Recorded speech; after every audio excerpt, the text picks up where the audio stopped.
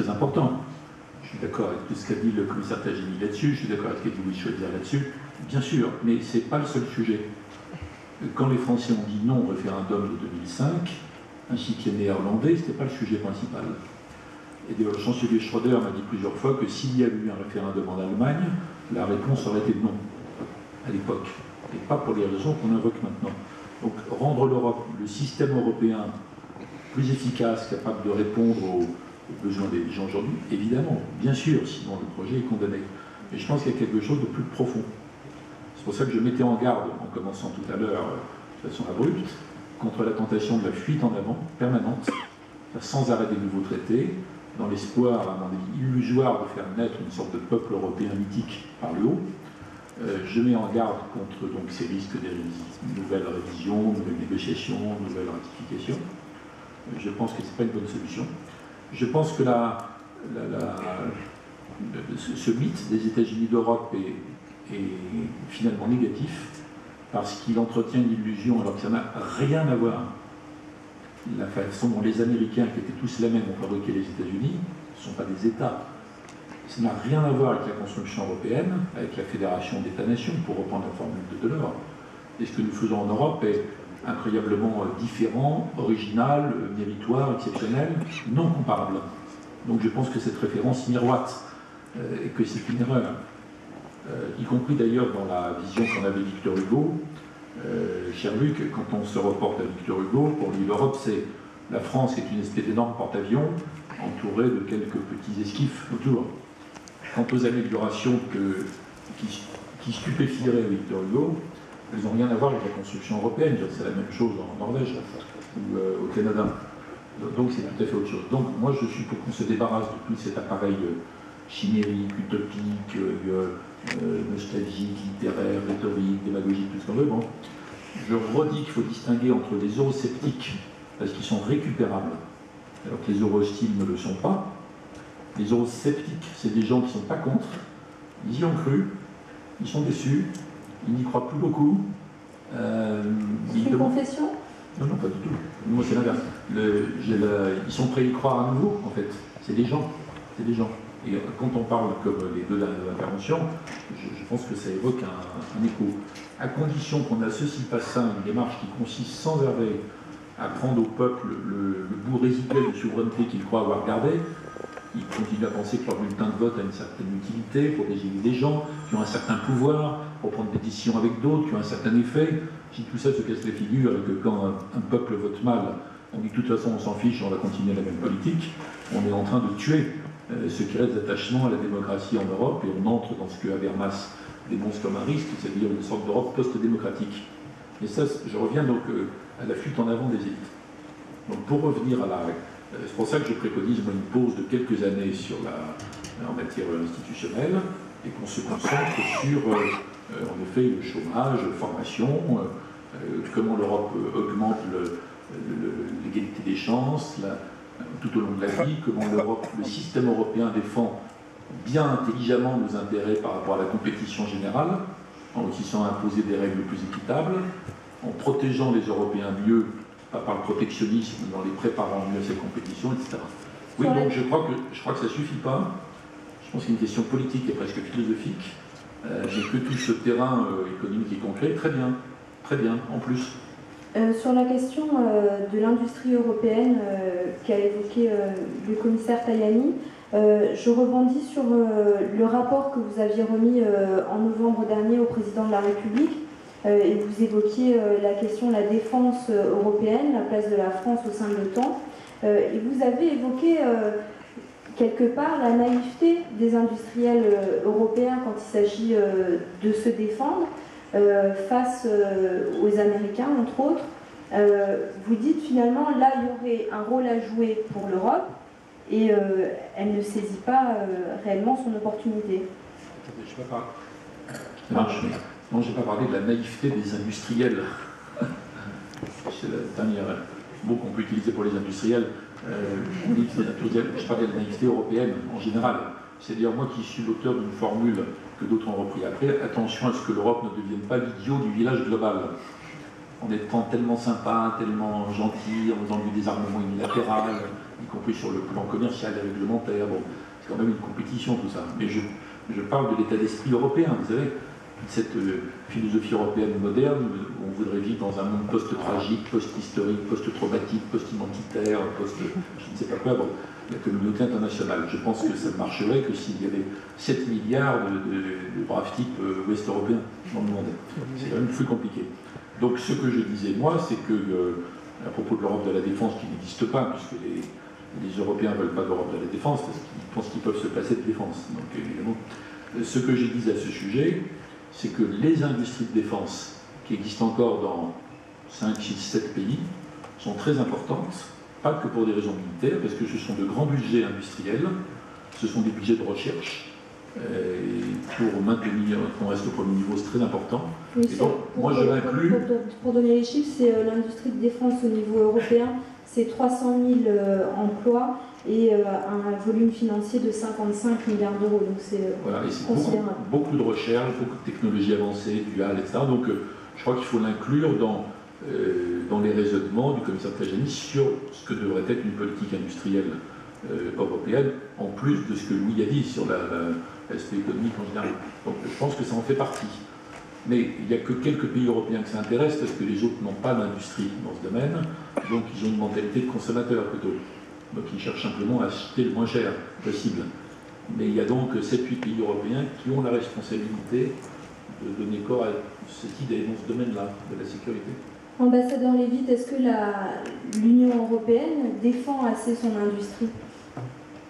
Moi, je suis d'accord avec tout ce qui a été dit, et notamment par Louis Schweitzer. On devrait faire plus, on devrait être plus volontariste. On a quelques très belles réussites, ne l'oublions pas. EADS, on l'a construit tous ensemble sur une base franco-allemande. Ariane est un autre grand succès. Donc quand elle le veut, l'Europe peut être, à l'égal des États-Unis, un géant mondial. Alors dans le domaine de l'industrie de défense, comme vient de le dire Hubert, ça concerne quelques pays seulement, mais jusqu'à présent, on n'a pas réussi à franchir le pas et à contraindre les industriels, sans doute parce que, davantage que l'industrie aéronautique ou spatiale, ça touche au cœur de la souveraineté. Mais je le rejoins tout à fait en disant que même si on n'est pas l'Europe puissance, il faut qu'on soit capable de se défendre nous-mêmes, ce qui commence par une industrie de défense compétitive sur les marchés mondiaux, parce que il faut qu'on puisse vendre au-delà des frontières de l'Europe à des grands pays émergents qui ont des grands besoins, comme l'Inde par exemple, ou le Brésil, et on serait plus fort si on avait une véritable industrie européenne de la défense. Donc, ce qui vient d'être dit par Hubert, dont le scepticisme l'emporte souvent sur l'enthousiasme, me prouve qu'on peut se rejoindre pour dire qu'il faut plus d'Europe dans ce domaine-là, dans le domaine de l'industrie de la défense. Moi, je vais plus loin. Je pense que l'Europe ne peut pas être une immense Croix-Rouge. Et qu'on a... Alors, je suis d'accord avec Louis Schweitzer, l'Europe puissance, c'est une idée qui n'a jamais décollé. Mais je pense qu'on ne peut plus compter sur les États-Unis pour nous remplacer dans nos responsabilités. C'est à nous d'assurer notre propre défense. Je vais plus loin, je pense que dans le monde d'aujourd'hui, les États-Unis sont un peu en retrait. Obama est en train de terminer la guerre en Afghanistan après avoir terminé la guerre en Irak. Vous avez entendu son discours en Israël. Il n'a pas envie d'aller en Syrie. L'Iran ne l'enthousiasme pas non plus. Ce qui est très frappant, c'est que les grands émergents veulent plus de droits, mais ils ne veulent pas assumer les responsabilités, ils ne veulent pas s'engager dans les questions de paix et de défense. Et donc, il faut que l'Europe soit capable de jouer un rôle, au moins dans son environnement. Alors, est-ce que c'est possible? Oui, bien sûr. Regardez, ce qu'on a fait pour arrêter la guerre entre la Russie et la Géorgie, c'était l'Europe. C'était Nicolas Sarkozy, mais il présidait l'Union européenne à ce moment-là, il l'a fait au nom de l'Europe. La Libye, c'était une coalition de pays européens aidés par les États-Unis, le Canada et quelques autres. Le Mali, ça serait bien que ce ne soit pas seulement la France. Alors on a 300 Allemands, ça serait bien qu'il y en ait quelques-uns de plus. que ce soit là encore une coalition de pays européens, mais donc, je crois qu'au-delà de la question de l'industrie de défense, on n'échappe pas à la question de se poser de la paix et de la sécurité, au moins dans notre environnement méditerranéen, est-européen et un peu au-delà. Et ça, c'est vraiment notre responsabilité. On aurait tort de compter sur les Américains pour se substituer à nous. Député Goebbels, le commissaire Tajani a très bien expliqué que finalement la mémoire des jeunes Européens n'inclut pas les deux guerres mondiales, en tout cas de leur vivant. J'en fais partie, on est heureux de ne pas avoir connu la guerre, mais finalement on a tendance à oublier que l'un des dividendes de l'Union européenne c'est la paix. Et finalement avec la disparition de l'URSS, la menace a disparu. Les budgets de défense vont diminuant. Est-ce que c'est un chantier qui peut être un chantier de croissance d'abord, mais est-ce que c'est un chantier qui convainc les Européens? Il est difficile de convaincre les jeunes de nos jours. Ils trouvent que tout est acquis. Hein, le fait de pouvoir voyager sans présenter un passeport aux frontières intérieures d'Europe, hein, c'est acquis. Hein.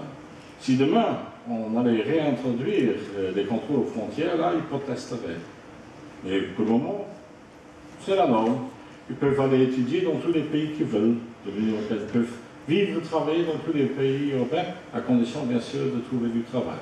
Et c'est ça le gros problème auquel ni l'Europe ni les États-nations ont trouvé la réponse adéquate. Et d'ailleurs, nous ne sommes pas les seuls. Ce matin, le représentant de l'Union méditerranéenne nous a rappelé que, par exemple, l'Égypte doit créer chaque année 980 000 emplois nouveaux. Mission presque impossible. Mais pour revenir à notre Union européenne, que je continue de défendre et où je crois que nous n'avons pas d'alternative. Hubert Védrine, pour lequel j'ai beaucoup de respect, nous dit moi je veux autre chose, toute autre chose. Et faisons une pause de quelques années. Mais une pause pour quoi faire? Et pour aller vers quoi? J'aimerais bien l'entendre à cet égard. Moi je suis très critique vis-à-vis de certaines politiques décidées à Bruxelles, comme on dit, et qui, à vrai dire, sont décidées par les chefs d'État et de gouvernement, et surtout influencées par le pays qui a le plus de pouvoir politique et économique, l'Allemagne.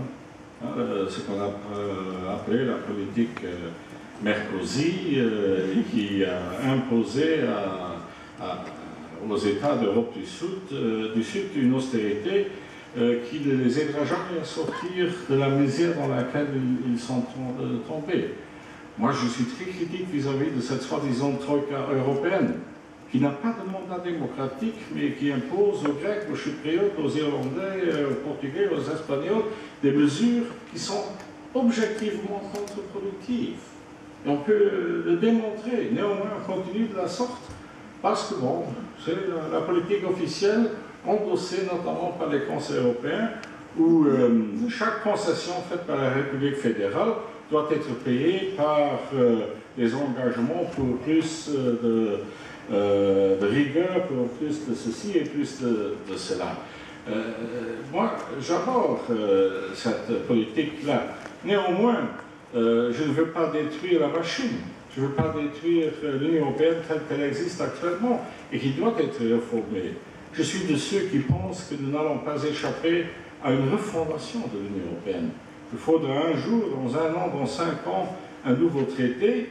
Et à mon humble avis, nous allons devoir reconstruire l'Europe autour d'un noyau dur et avec des géométries variables. C'est déjà la réalité.